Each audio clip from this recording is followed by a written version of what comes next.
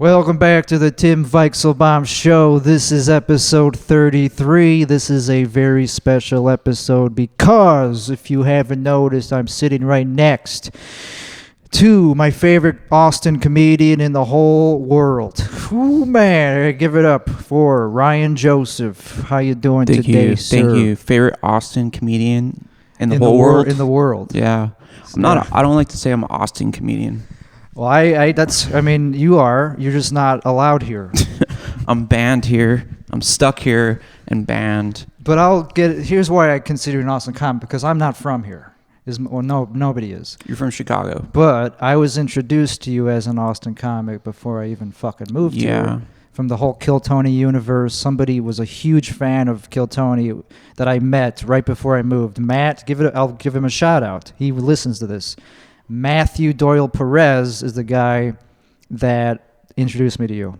And he kept pestering me about it. Like, you got to check out this guy. Because you were going to move here and he was like, you got to check out this guy before you move here or something?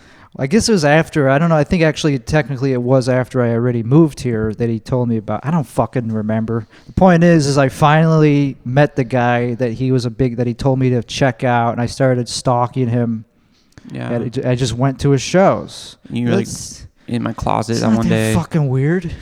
When I was making love to somebody, you were in my closet just watching, and I was like, hey, you're a cool guy. It's not weird like your style. To stalk a comedian. No. If you're also... That's how you make it. You have to stalk. Like, that's what I did to Rogan. You know, I went inside his house and I sat in the closet and watched him make love to his wife. And that's how I got to open for him. Is he good at that? At sex, I mean? No. He gets pegged. Good at. He gets pegs, but they do it romantically. Yeah. It's like a romantic pegging. I don't want to picture him fucking, like he's the godfather of comedy. No, he's not, dude. So it's disrespectful. He's not the godfather. He's the he's above he is a pinnacle of success, but maybe not a pinnacle success of comedy. All right, who is the godfather? The legend. There's always a few legends of comedy, and it's not like he's not one of them. I just mean he controls comedy. That's what I mean. He can't make or break your career. No. Really? Nobody can. Okay. But he definitely has quite a bit of influence. But he's once you start going out and traveling to other states and stuff, you see that Austin isn't shit. You know, and there's just so many different places. Like, there's so many comics that get big that have never met Rogan, have nothing to do with him. You know what I mean? And that's true, I guess. But Rogan, I think of Bill Burr, Chris Rock, Chappelle, as the current legends right now. Maybe I would have to think about a few others, but they're all from different generations. Yeah, many generations before us. But they're all of Rogan's generation, though. Yeah. Yes. And they all will fizzle out soon. They didn't need him to get a career, but of course, Bill Burr is his own entity. Yeah. You're saying Austin is tiny compared to, okay, I'm not talking about Austin specifically, but getting the bump from Joe Rogan means you could play anywhere. Not really, though, if you think about it, because there's people that he loves, it used to be more, it felt like, when he was on YouTube. If you were on the fucking Joe Rogan show, that shit was you were famous the next day. I think you're right. Yeah. But now that he's on Spotify, yeah, it's not the same. You are correct on that. Yeah, I've seen people that have gone onto his show and they're not super famous worldwide anymore afterwards. And he has so many fucking guests. Yep. It doesn't even matter anymore. If he asked me to be on his podcast, I'd be like, fuck no. I'd be like, go, whatever. I got shit to do, dude. You know what I mean? But you say yes to this one, so that says something right there. This one is more important to you about art than JRE. No, but the thing about him is, it would still help if you did JRE tomorrow. You'd be headlining the next day. I don't think so. You don't think so? I think what makes you already are headlining clubs, but I am, but it's you'd be taking, but it's different theaters. But with the draw, I still struggle to bring people in. Right. So that would help. Anything helps. Yeah. Usually when I say dark comedy, then people come in just for that aspect. Some people, a very, very small amount of people know who I am, and it's usually from Kill Tony. And folks do love dark comedy, because there is a market for anti cancel bullshit. Because if you're just being a comedian and you're just doing safe comedy, who gives a fuck? You know how you get big and you get a bunch of people through movies and TV? Like, that's how, if people know you from a movie, look at, what's the Chinese dude that was in The Hangover? Oh, yeah, Ken Jeong. Yeah, he'll sell out a place, even though he's not like a comic. Totally. Hangover is is like one of the most successful comedies of all time. That's why I want to do like acting. Dude, who was I just thinking of from that movie? Yeah, and also Brody Stevens was in it for like 2 seconds, and he would not. That like was one of his credits, one of his huge credits. Yeah, but he still wouldn't sell out. What else? Who was I thinking of that was in like a big? Oh yeah, The Office. Craig Robinson. Yeah, he has that Office fame. Yeah, he wasn't. Wait, the black dude. The black dude. He had a small recurring role. That's how you. I mean, how do you think Rogan got big? From TV. Not that's as how people, big as he was, but not as big as he is. Yeah, but that's how he like started. Like, cause he was. That's how he got a career. That's how he got a career, and he was the guy from Fear Factor, and then he got a podcast. So he was kind of like a name. People knew that name, and then it was more accepted. Did he do Tonight Show? I don't remember if he did or not, but that's also a big way that a lot of older the previous. Yeah, it's just changed so much now, and I wonder all the time. I feel like, I don't know how it's going to happen, and I've been quite depressed actually lately, thinking that. Welcome to the pod. Hey, this is a very depressive podcast. We're advocates. I don't know what's the point of doing comedy anymore. Or whatever. I mean, there's like people that like it, and I'm just like, so what? I'm broke, motherfucker. I mean, stand-up as an art form is kind of like a weird. It's so like nobody gets it, and the people that do, there's like 10 of them in the whole world. I put my heart into it, and I have been putting my heart into it, and grinding so hard for years, and it's like. And I've seen some, and it's always up and down, 1 minute, I've opened for Rogan, and that was pretty cool when he said, you want to open for me, and that those few days where I opened for him 2 days in a row, like the day before I did it, and then 2 days, that was a high. And then what happens? You just go home to your apartment, and you're still the same dude, and it's, and you're back to who you are. It didn't change much. I mean, it gave me a credit, I guess, but my credits are I've been banned from the Creek and the Cave and the Vulcan. I kind of I say that at shows. People are like, what do you want me to say before you bring up? He's been banned everywhere in Austin because. And that's part of the appeal. That's part of the appeal. Draw. I'm dangerous. Yeah. Even though I haven't done anything besides supposedly hack. Well, you haven't done anything. That's the point is you haven't done anything except for say words. I haven't gotten accused of anything cool like rape or anything. Might as well get banned from that. That would be a cooler intro. This guy has been. Yep, you see this guy in the news in the local. He's raped 1,000 people. Welcome, Crystalia. And Crystalia is welcome to the Creek. I'm not because I supposedly. Crystalia is barely welcome anywhere. It's amazing that the only reason he gets allowed to go up still is because of his influence, because he has followers. He sells tickets. Dude, in the end, that's all this is. That's all it is. That's all it is. Even Tony Hinchcliffe told me that, and David Lucas. It's all about butts in the seats. There's no such thing as cancellation, really. Comedy clubs owners are the scummiest business people. All they're doing is selling alcohol to whoever wants it at any given day. They don't give a fuck who's on stage. They'll bend their principles. They don't have any principles. Their principles. I mean, some do. I'm not saying like all of them, but like it's a pretty scummy. It's nightclub. There are some really. Actually, some of the coolest people I've met have been managers of comedy clubs. There's some cool ones. But but the industry in general.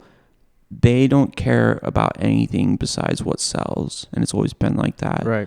And so, and then the performers, entertainers, they just get into what sells rather than their art.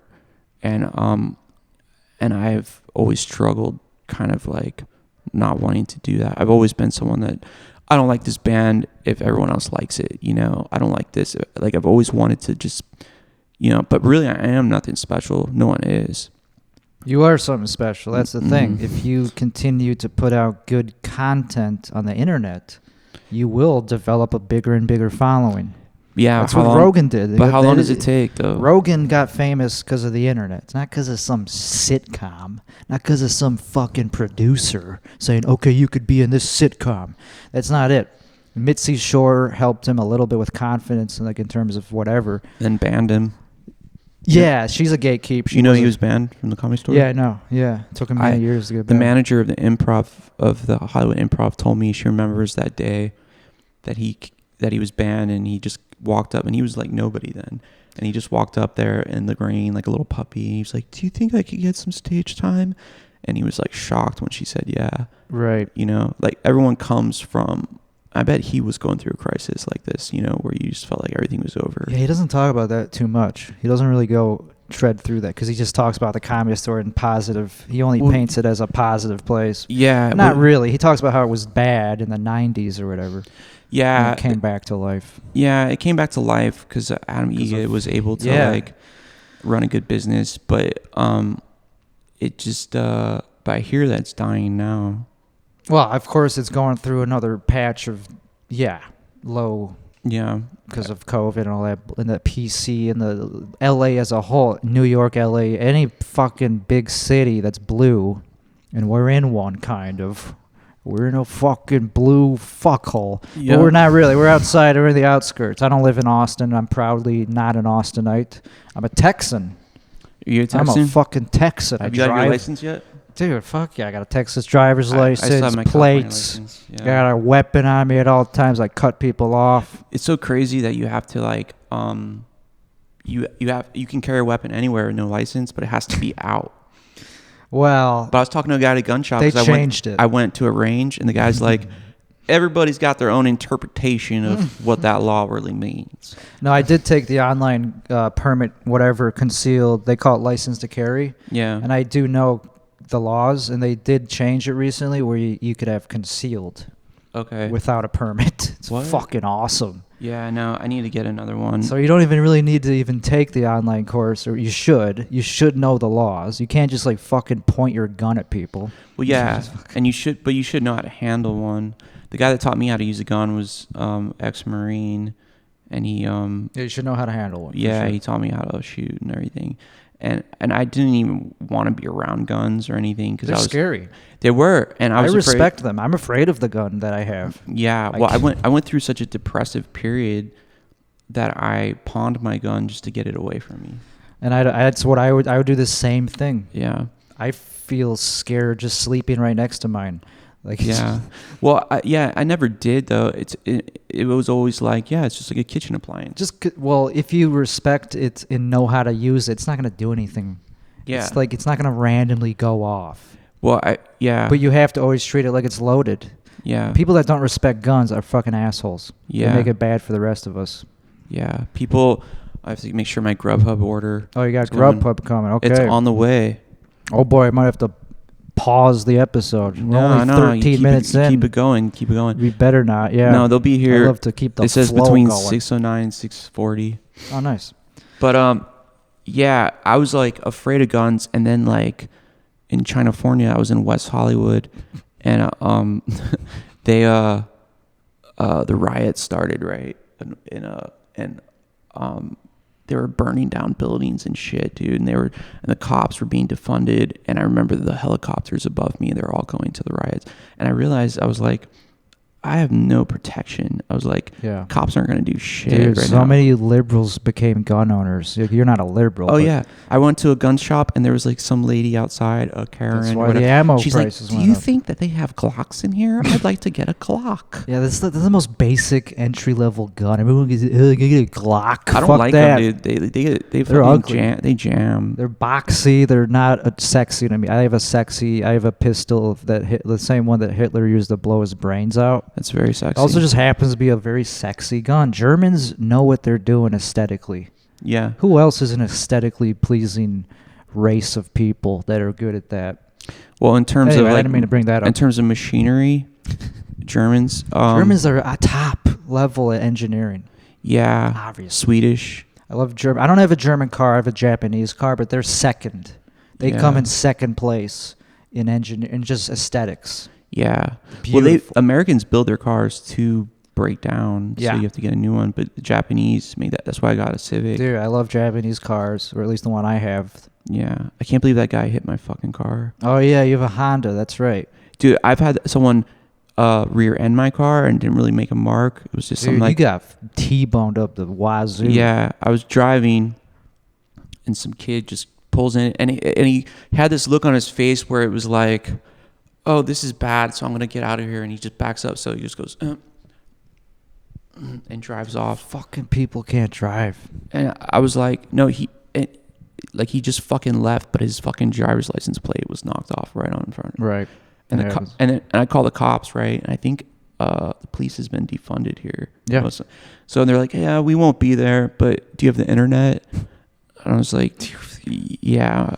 And they asked, like, are you injured? I'm like, no. But like, how are you gonna know if like an adrenaline shooting down your fucking body? Like your arm could be off and you won't even feel it.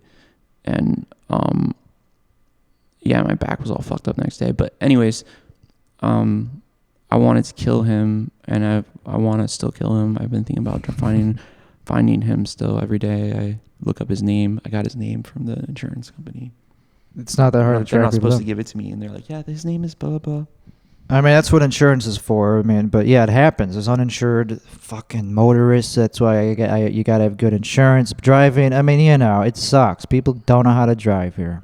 Yeah. But I do. When I first saw your car, the fucking lime green paint job, I was like, that's perfect for your.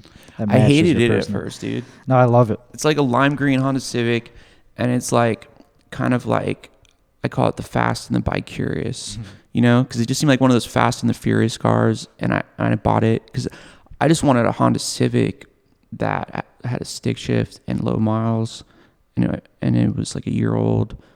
And I bought it, and thank God I bought it, because I didn't have a car forever in LA. I would just take like an Uber everywhere, and I had a sense, something in me was like, I should get a car. And then the pandemic happened, and thank God, because I had a car, because you couldn't go anywhere. That's your first car? No. Okay. I sold my car before I moved to LA.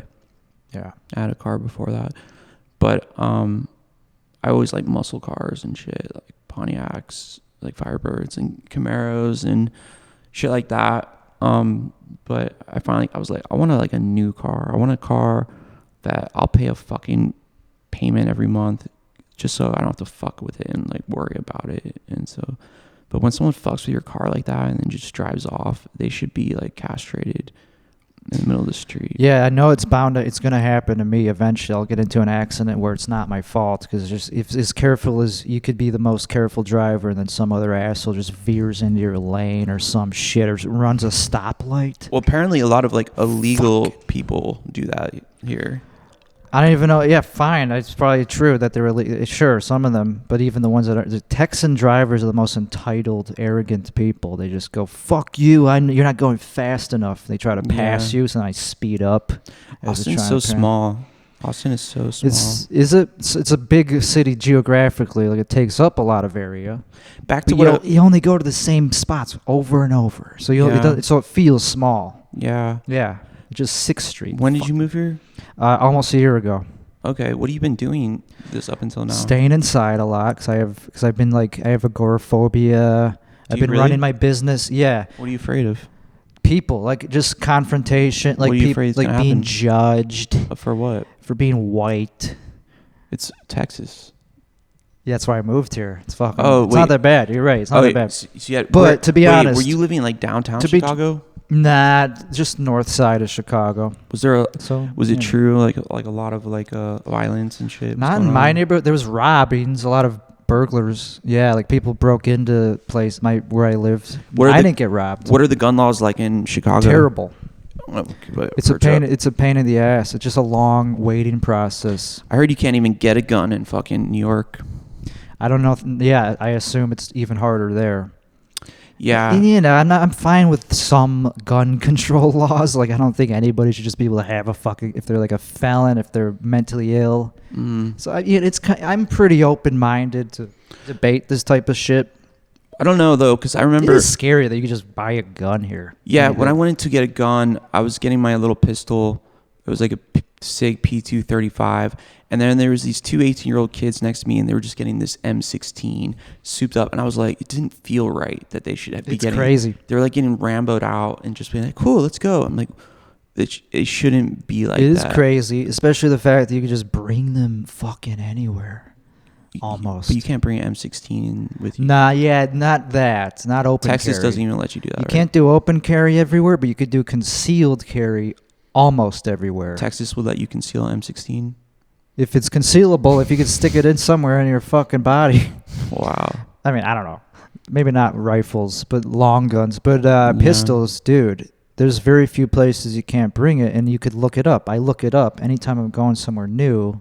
Yeah. Like the Green J, I was going there. I was like, fuck, I got a 51% sign. That's so. I follow the law. I didn't see it though. You said I saw it because I had a fucking gun on me. Yeah. So I fucking snuck it because I looked it up ahead of time and it didn't come up on the Texas government website. Yeah.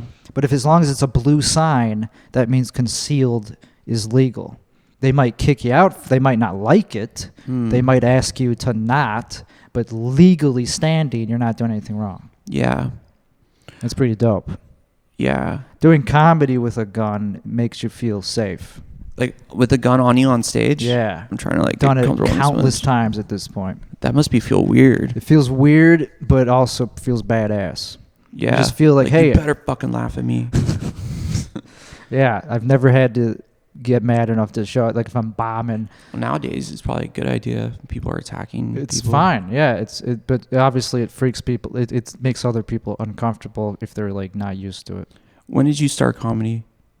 2012. 2012. Wow, you've been doing it a while. Almost in the decade. In Chicago, and you've been doing it every day? Pretty much, as much as possible. And it was all in Chicago? Yeah, a real city.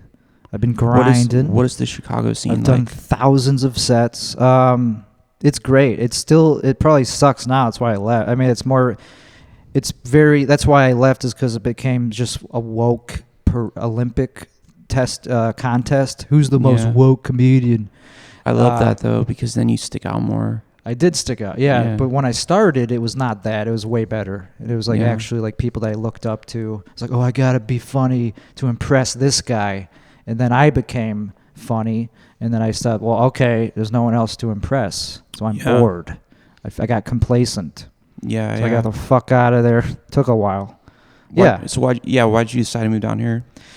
Same reasons everyone else did. Well, first of all, Texas is more free for real Americans that don't hate their country. You know, better laws, more open to business entrepreneur types, which I am. Elon moving here.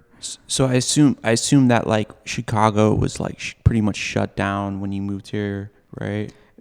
Yeah, it was starting to open up, I guess, when I moved. Yeah, actually it was. Did it shock? Because I was shocked when I first came here, like in January of last year. I was like, oh my God, you can go inside bars without a mask on. Yeah, I know. That's what Do you remember that feeling? That's what prompted me to fucking. Well, I didn't know if I should do it yet, and I kept coming back to do sets and everything, and I got in, I think, right before all the other influx of like LA, New York comics came in, and all the local bookers were sick of them. So I got to know everyone, I guess. But like, I remember when I finally decided to move down here, it was March. I was in a hotel. I'd just done like 9 shows, which was incomprehensible. Like in LA, it's just so hard to get 9 shows in a week. March of 21. Yeah.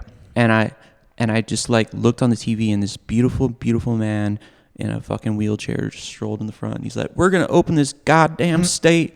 No more masks. 100% wide open. And then I knew I had to move here. Same. That's about when I first visited, February of 21. And I was like, fucking, hey, the writing's on the wall. Yeah. And then traffic became how it came back to normal. I was like, fuck. Never mind. Dude, it's not as good as I thought it was. They're hiking my rent from like $950 to like $1250. This fucking city, it's such a magnet still. Yeah, it's just too small though, and like there's not enough comedy clubs here, dude. The only there's not even any comedy clubs here.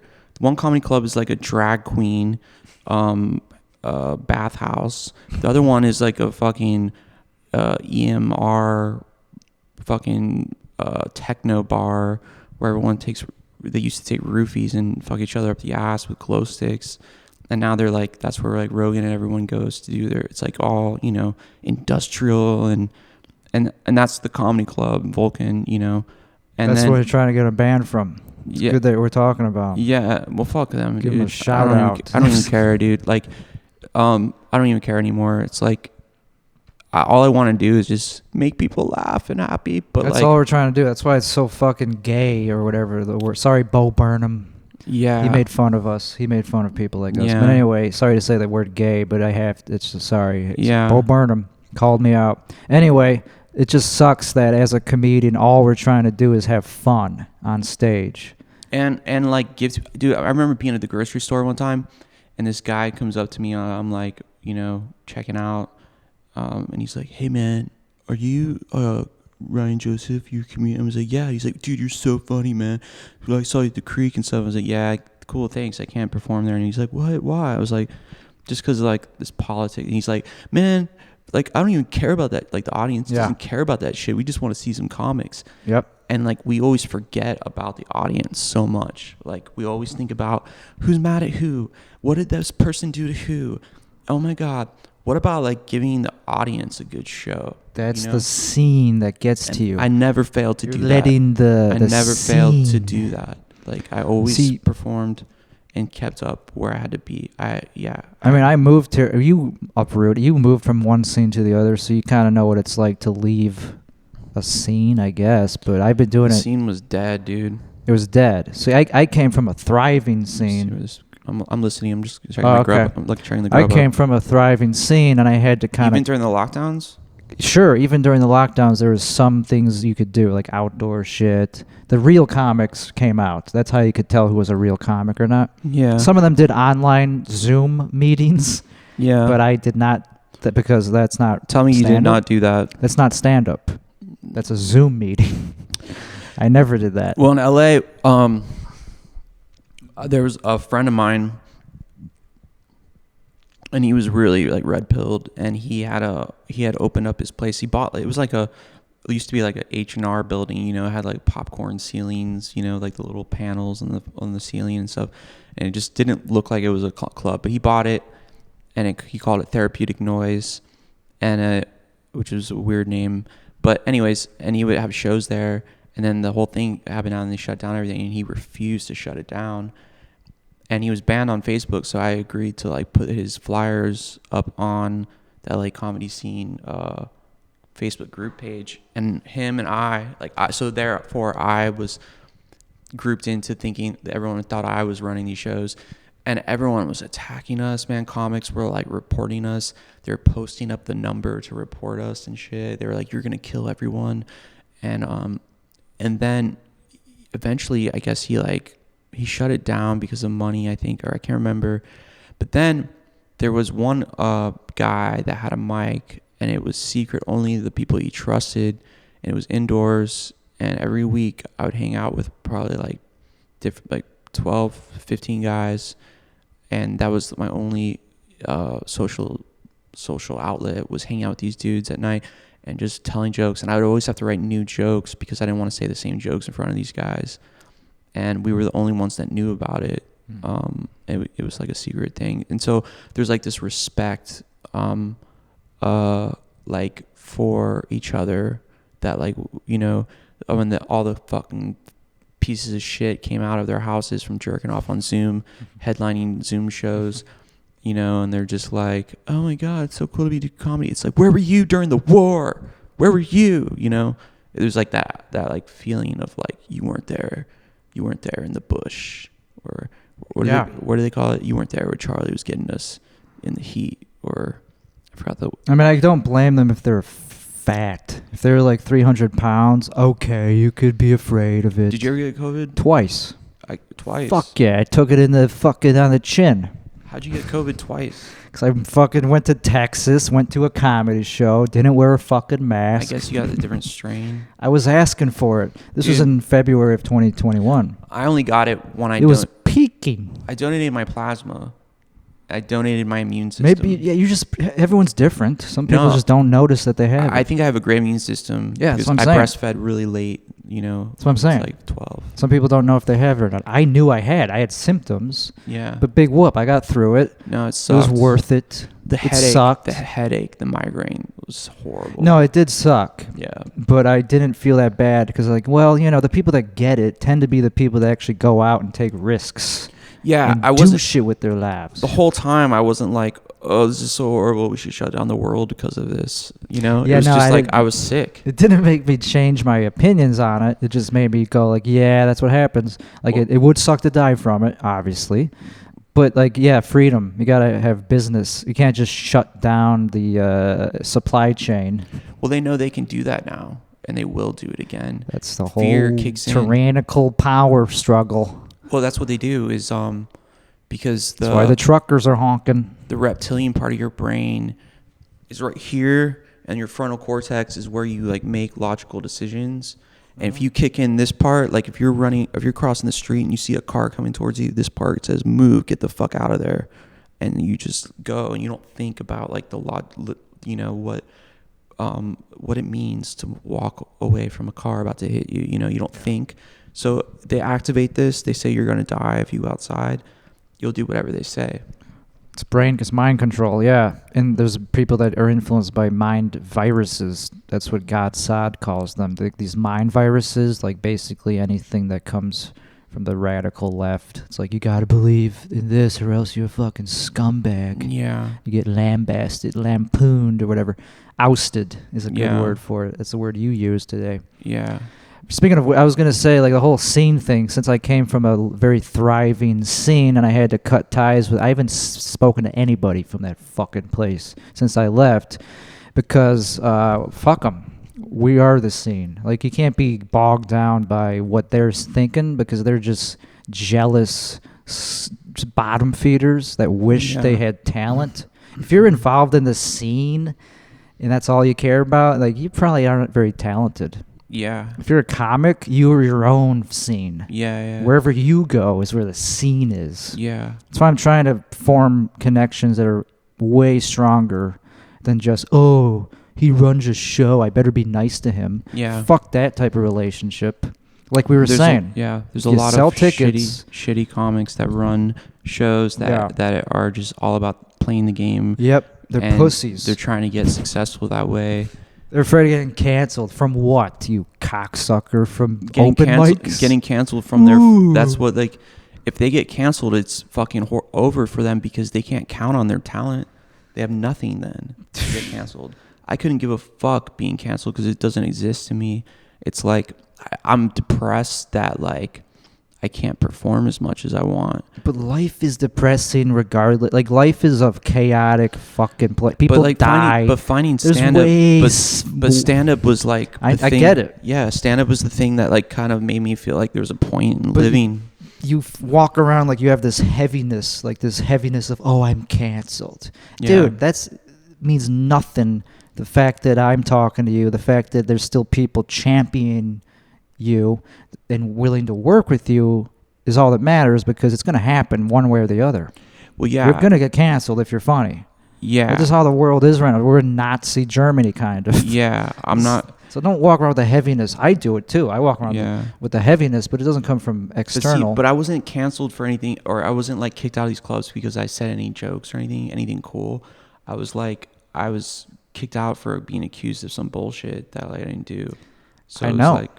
It's that's the thing. It's bullshit, so you don't even have to worry about it. But then it's like, well, why do that? Maybe it's because they didn't like my jokes and stuff. I don't know. Or they didn't like...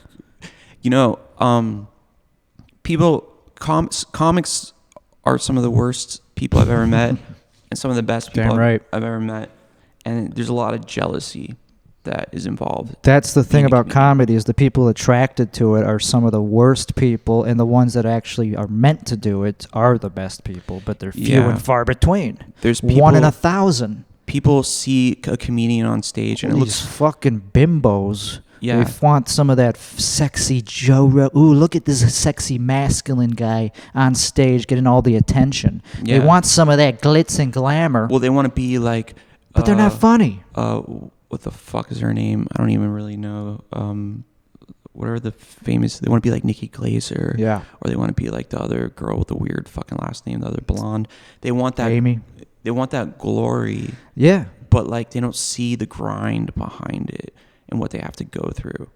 They just see the dicks that they're gonna have to suck to get up there, and that's no problem for them. It just, and that's part of it. There's going to be these fucking roaches that infest the tunnels that we're trying to navigate towards ourselves as Ninja Turtles. We're the real, true Ninja Turtles. But like John Lennon said, you showed me something that you're really into John Lennon. I'm into John Lennon. He's a good beater of women. But he said if it wasn't hard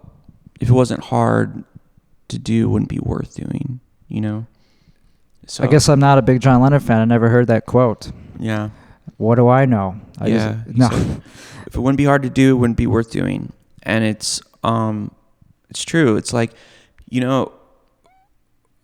I don't know, like to get where I'm at today, where I don't even feel like I'm at anywhere. It's so weird when you tell me. You never do. Yeah, I don't think so either. When you make it, you never feel like you made it. You never feel like you arrived. Yeah. I asked Rogan one time, why do you perform so much, and why are you grinding so hard, and why are you, because he does it like he's like this first time like making a special or something, and he said, and I was like, you're the pinnacle of success. He's like, it's not about success, bro. It's not about success. It's about getting better, bro. What kind of vitamins you taking? And the thing is, it's like he probably doesn't feel like he is Joe Rogan, but at the same time, he gets police escorts and shit everywhere and stuff. I mean, he does act into the whole celebrity thing. He doesn't. I know that he loves being Joe Rogan. I could tell just by any time he gets on stage. First thing he does is go like that. Yeah. Here I am. Yeah. But then he gets into the act. But he's different though. He's different than he is off stage and just talking. No, see, that's the thing about him. He's not just a fucking douchebag like everybody wants to. He hangs out with douchebags. He actually is like a really in tune with, psychedelia. Like he's humble and he's a deep thinker. Yeah, and he would like talk to open micers. You would see him just like hanging out with open micers at the creek and stuff, and that never would have happened in LA. You would never be able. Dude, I found myself sitting in the green room next to Joe Rogan and Adam Egret. Those two guys were so inaccessible in LA. Right. And it was like a weird dream. That's the beauty of Austin. If you could afford it, that's why people like me are coming here. Yeah, but it's a small town. It's becoming more and more that's the thing. It's not like that though now. Like I think there's so many comics moving here. It's becoming so saturated, just like LA. No, it is. You're right. And there's so many shows going on. And you're right. It's a great place, but like for me, I'm thinking I should move because if I'm banned from the two places that they do the most comedy, that's temporary. Like those places are temporary. There's new clubs opening that are going to overshadow those. Yeah. Cap City. So you got to get over this heaviness of like, oh, I've been canceled. It's temporary. You've gone through something, but it's something you're going to get through. Yeah. Yeah. I know. And you just got to keep forming real relationships with the comics. Like Joe Rogan's whole thing is that he champions other comics. Well, yeah. He's a comics comic. I'll put you on my podcast to help you out. I'll talk about you on my podcast. But he hasn't helped me out with being banned, Well, okay, just but he doesn't know you that well. He would be your first person to do that if he knew you well enough. He knew me well. Well, yeah, you're right. He doesn't know me that well. I thought, I don't know. He told me if I ever need to hit him up to for advice on anything or whatever, feel free. And then when I did, I didn't. For a while, I was getting replies to shit, but when I really needed help or something, I didn't get any advice. It's hard to be like, hey, Joe Rogan, can you please get me unbanned? It's like, hey, Joe, when am I going to be the co-host of your podcast? When you let me open for you, aren't I the co-host now? I get it, dude. I mean, it's not like he's not like he's doing anything. He doesn't do anything. What do you mean? He's not busy. He's not busy. I know, I'm kidding. But he's the most busiest guy in the world, and he's got shit going on, and he's got and he's got people around him that are goalies and shit to his fucking I was like, is this car moving here? He's got goalies, people that keep him. They don't like people around him or something like that. Right. He's got an entourage. He's got a very powerful entourage. Yeah. And, but like, which he should, because he's small and he's vulnerable and people want to kick his ass. Some people want to be violent towards him. Yeah. I just the feel whole like COVID denying thing. I think it's really cool. I think you're doing really good though. Cause like you want to kill Tony, you did good, and you're doing the secret shows, and that's cool. And that's what it's like, one of the coolest things to do in Austin. I've never been invited on the secret show whatsoever. I feel like because you denied COVID in front of Red Band. Whatever. Red Band is just a dude that either he likes you or he doesn't, I think. But like when he's last time I saw him, I was in the green room at William's show, and him and I were having a conversation. Like he was cool with me and everything. Yeah, he seems cool. He knows I'm here. He knows called you a dumbass. Big whoop. He knows I'm on stage. It's fine. Yeah, but he meant it though. He meant being a dumbass. No, dude, you know what that was though? Was they were afraid because Antone's was run by a very PC guy. I mean, look what happened. Of course, in retrospect, it kind of makes sense. Yeah. And also, Red Band himself wore a mask religiously. Oh, yeah. And I get it. Hey, if you're afraid of it, fine. But I was upset with Tony, though, because I was like, Tony, you don't believe in any of this shit. Why are you fucking... He's a Trump supporter. I don't know why he's coming at me like that, you know? He's like, Darth Vader, dude. He comes after everybody. He's very... But, like, yeah, I know. He's the Sith Lord. I know, man. I just really wanted to be his friend, hang out. Who doesn't? I wanted to, like... Do you really want to be his friend? I wanted to be his friend. Yeah. Until I saw how he treated me and other people. But I still respect him, and I'll always be grateful to him for what he did for me. But I don't know, sometimes I'm like, he's canceling that shit out, you know? But I feel like but I don't want my shit. I don't want anything from anybody. Yeah. I don't want to get big because of Rogan or because of Tony or anything. Right. Because then you're constantly you're beholden to them. Like, I want to be my own artist. I want to create my own shit. They like people that they can warp and mold into whatever they think is a good comedian or whatever. And they fucking, just so your success is just more success for them, you know? Mm-hmm. And even if you get big being a regular on Kill Tony or whatever, if you don't branch out like David Lucas did or does, and really try to do your own thing, you're going to just waste. It's just like a waste because you're just there as long as someone else says you are. Damn right. You know? David Lucas is putting out content constantly. Like, he's a workhorse. No, he's a monster. His YouTube channel gets a legitimate amount of followers aside from Kill Tony followers. I didn't know if he's a social commentator. David, I never thought like he's a workhorse. You know, I never knew that he was such a great comic and entertainer until I saw him live do like a whole set. Same, yeah. I saw him open. I always thought, you know, he just had one joke or whatever on it for his 1 minute, but like no, he crushes. But he's like, yeah, he's fucking amazing, dude. And he's been there and supported me and helped me a lot. And William has too, to a certain degree. Yeah. But no, William has as well.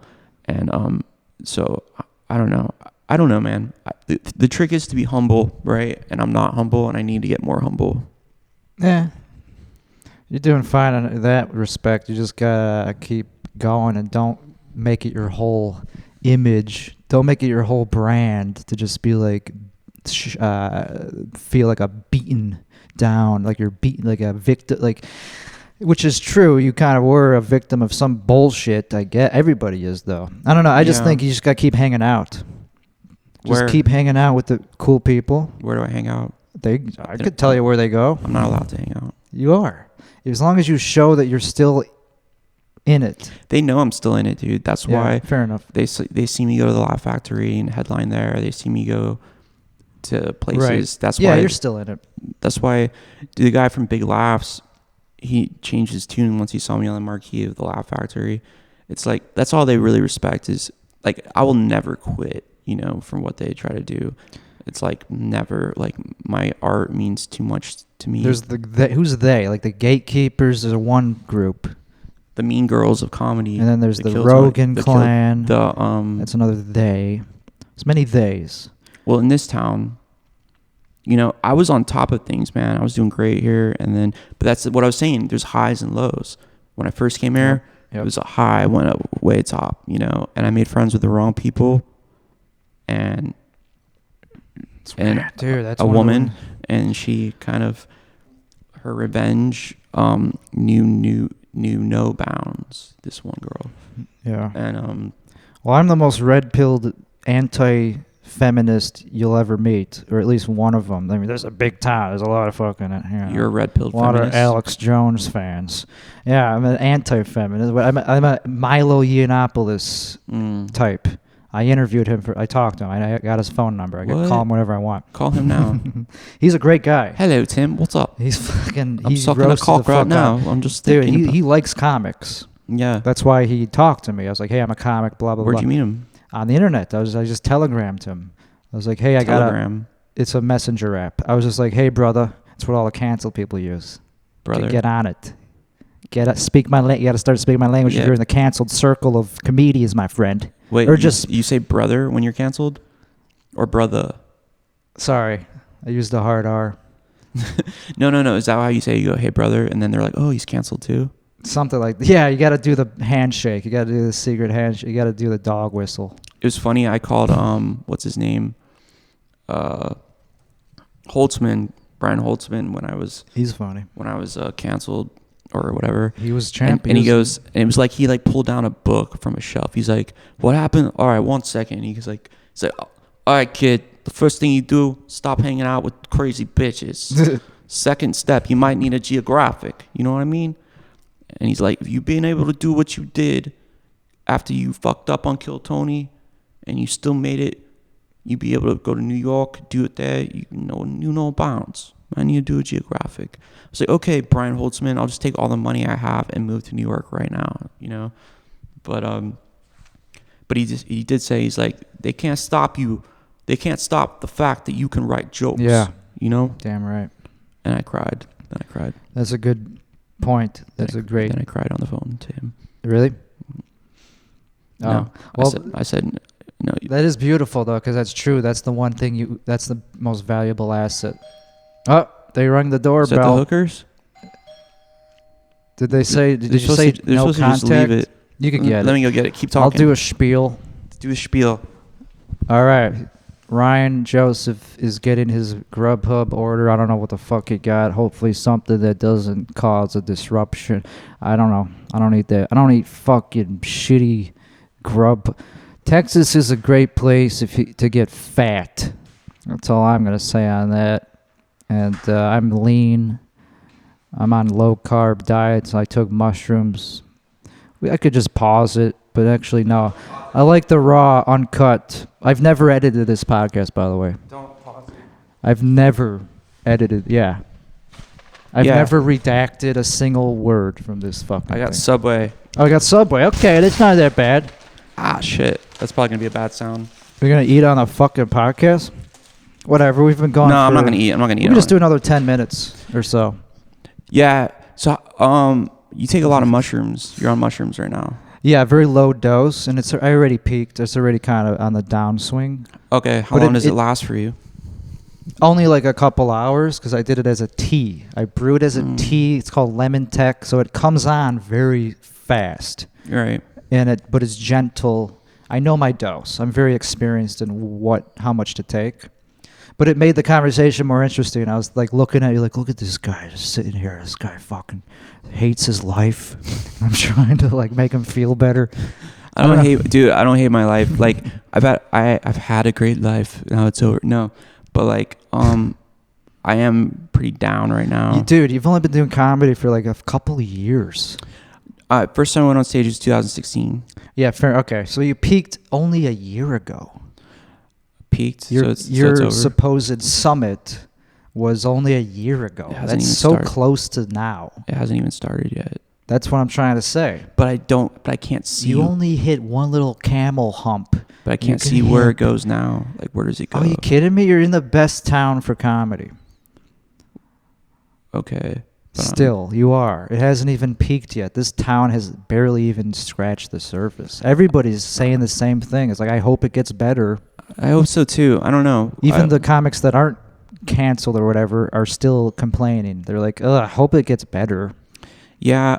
All that really matters is I got advice when I was first starting out from a top headliner name brand comic. And she said, all that matters is you're so funny that they come to you, become undeniable, and no one hides a good comic. They come to you. So that's what I tell myself. That's why I'll do little shows around town. I'll do any show just because I want to get funnier and funnier and become to the point where it's like you can't stop it. But like sometimes though, when you feel like you have great jokes and people are trying to like stop you, it's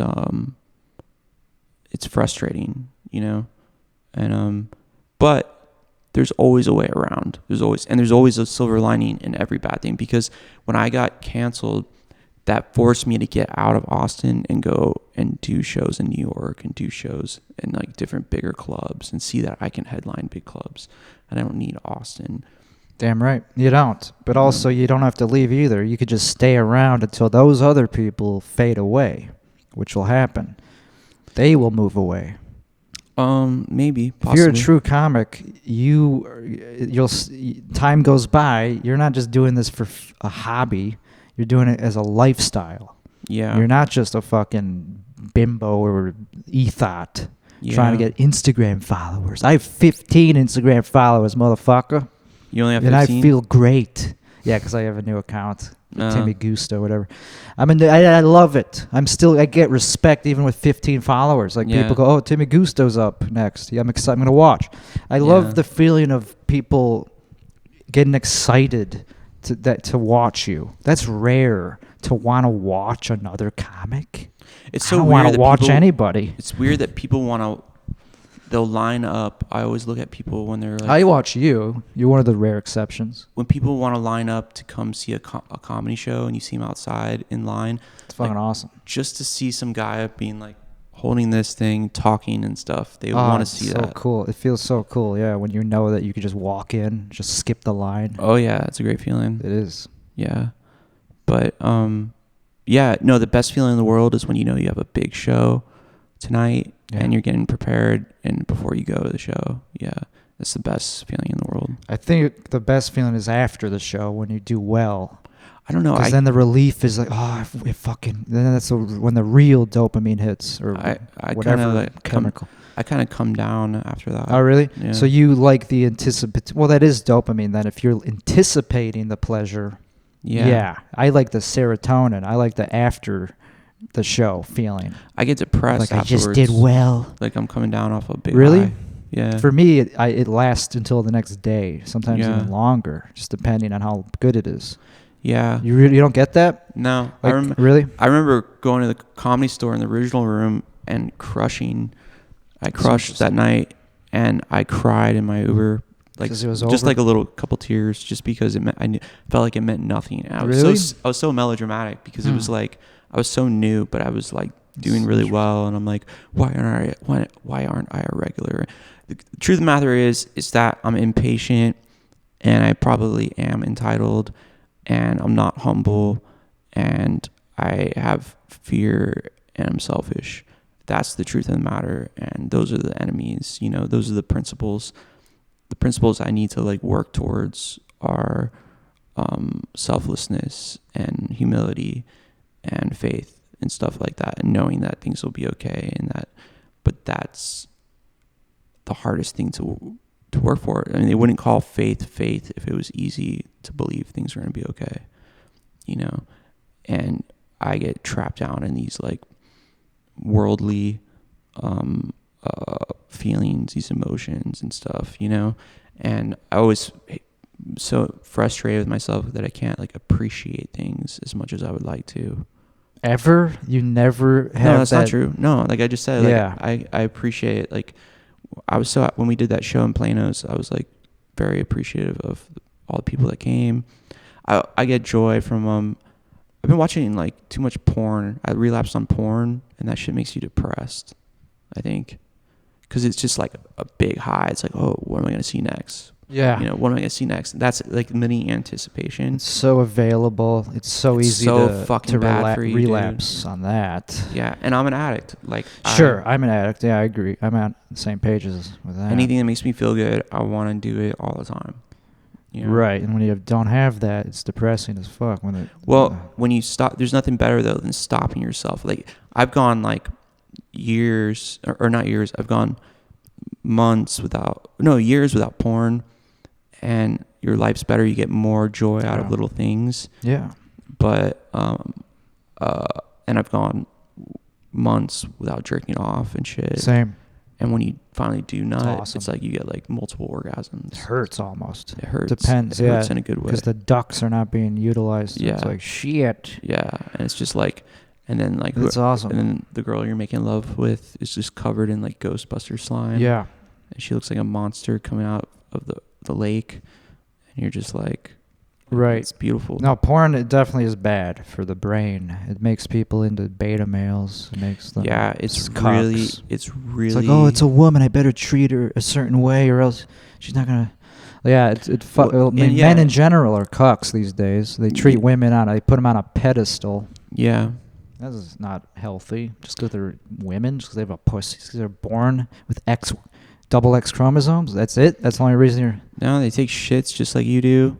And if they were to be opened up, like I think the Dalai Lama said, if you like cut open up a woman, I've done it. No, and they just have a bunch of guts and nasty shit inside of them. Yeah, I mean they look nicer and they have softer voices and they are fun to touch or whatever. So the thing to do is to always, whenever you see a woman, is just imagine her like slit open from the navel to the chest, and then you're respecting them more as people. Yeah. I guess that's a powerful that's positive mental exercise. Yeah, that's treating them the right way. I don't know why. I have a different trick. I don't know. I just get mad because I know they don't want to fuck me. Why? Because I'm short, because I'm invisible. Dude, you got to get rid of that mind frame or else you're fucking Joe Rogan's short. Every girl wants to fuck him. Yeah, it doesn't bug me because I'm used to it, but it is true that they definitely look at me as like a tiny fucking piece of like he's not high value property. In your mind, they think you do. But then they hit 35, and then they go, all of a sudden, I'll take the steady, all you need is but I don't want them at that money, status. Yeah. That's what I have. Your sexual market value is more dependent. It's dependent on other things than your height. No, you're right. It's starting to, but yeah, you're right. But I know it's like, if a guy's tall, like they're all of a sudden they're like. I'm just starting to see through the bullshit. You form patterns. You start to recognize patterns. Yeah. Women in their 20s they could get whatever they want, and then they hit 30, whatever. They hit the wall, as it's called, and their value goes it plummets. Yeah. So they don't want the chads. And our wallets go way up. They realize life is more about reliability, stability. They want somebody that's not going to fucking flake. So then they come to the beta males with the Apple Watch. Fuck yeah. And the big house. But I don't want them at that point. Yeah. I don't want somebody that's been with 40 men. Then just get rich as fuck, dude. And you'll get even worse. Gold diggers. Well, yeah, you're right. Yeah, I mean, but it's a mindset. I have to shake the. You get a girl like your height or something. There's just like money is not going to make me immune to being gold to the shallow bitches. I have to be like Kevin Samuels. I have to be like these fresh fit motherfuckers. You'll find a girl that's around your height so you won't feel like that or something, and then and then she'll think you're like whatever you want her to think. I'm done with women. I'm just saying. I'm just trying to lecture other people. I'm just trying to help out other people that are still under the influence. I'm over it. I love being alone. I love the echoey man cave. Do you really? I mean, it's boring, but like it's less problems. How come I came over here and you had a gun to your head? I've never had that problem. No, I'm killing it. But yeah. Not really. Like if you I have other issues, but I remember going for a spell without thinking or dating women or flirting with women or dating apps, and I was happy. I'm over it. Yeah. And it is possible. It's a painful process to go out because, you know, I think it's a natural thing to want, of course, a vagina, a spouse. Yeah. But monogamy. Yeah. But they're the ones who aren't for that anymore. That's the reason I'm receding from them. It's not me, it's them. They're the ones that are polyamorous. They treat men like disposable objects. Yeah. They don't want monogamy. Well, that's what I'm saying. You need to find like it's eroded. You need to find a chick from like Vietnam. Absolutely. I was going to say that. Southeast Asia. Just like, I'm so happy. I'm exactly. Here. Don't let her learn English. Yeah. Hide That's the pens hilarious. And pencils. You're so dead on. It's not even a joke. If she learns English, then she can. You're run not away. even wrong she at all. She can like read the signs. I know. They'll eventually they get hip to it. You really. Yeah, you don't want them to learn anything. Yeah. And make it feel like they are still in a third world country in a way, like make them sleep on the floor and shit when you're not having sex with them, just so they don't get too. You spoiled. Get delusional. These American women are so anti-white man that you believe it. It's like maybe white men are anti-man because they're told all they need is themselves and stuff, and then they get to a certain age and they're like, specifically, why am I single and why do I have all these cats? Yeah, it's not trendy to like white men either. Specifically, white men are very unhip right now, but not in other countries. Not in Southeast Asia. Dude, if you go to Asia, they you're a king. White men down. You're a king if you go to Asia. So perspective is a big problem that is bad. It could hurt you. Yeah. Anyways, but we're killing it. Yeah, we're doing great. This was a great episode of my podcast. You're the second guest, first in-person guest I've ever had. Cool. And so anyway, I'll let y'all get back to whatever you're doing. This has been episode 33 of the Tim Weichselbaum Show.